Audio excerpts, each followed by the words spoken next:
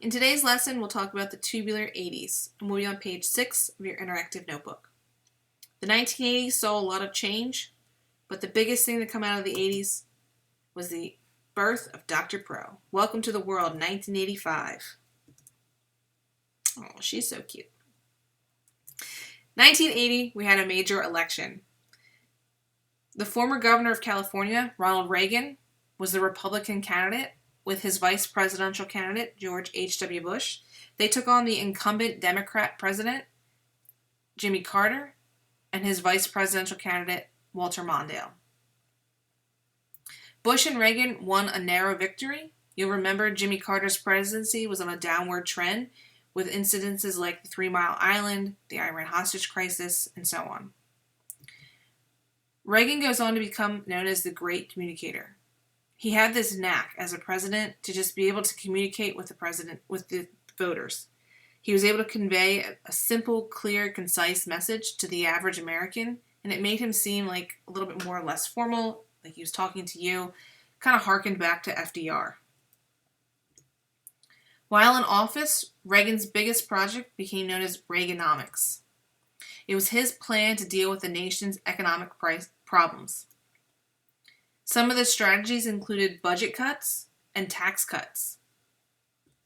He actually cut the budget of many federal departments by up to 10%, and he worked with Congress to cut taxes by 25% over a 3-year period. Nixon also poured money into defense spending.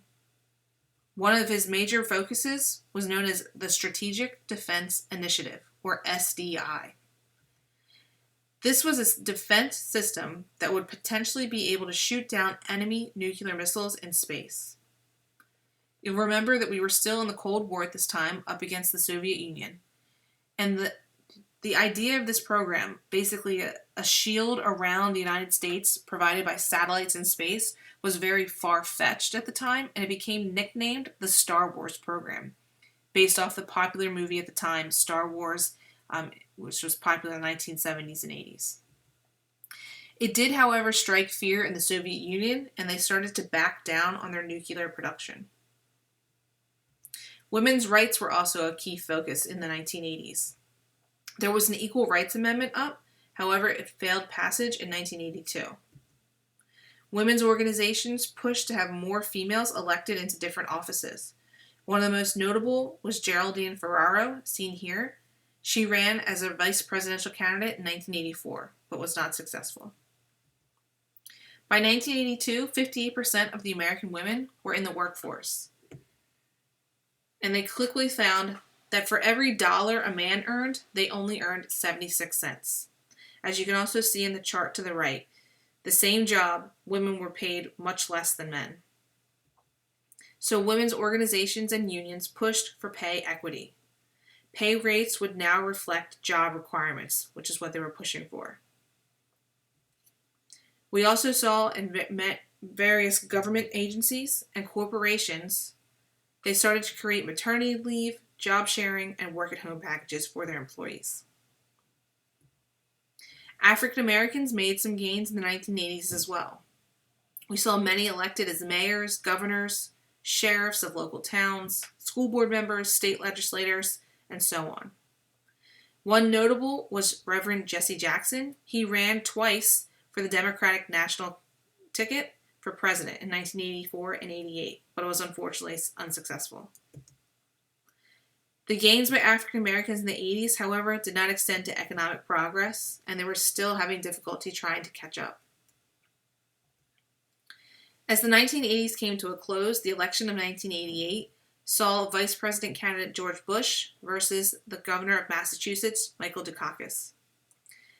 Bush campaigned on the promise of no new taxes, and his famous campaign quote was, "Read my lips, no new taxes." Americans were happy with the success of Reagan's presidency, so they hopped on board and supported Bush, who went on to win in 1988. Finally, in the 1980s and the early 1990s, we saw the end of the Cold War.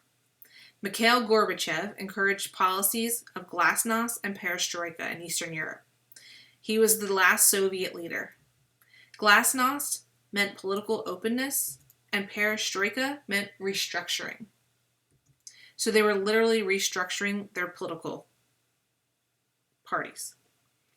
This ultimately led to the termination of the Soviet Union and brought an end to the Cold War after 45 years.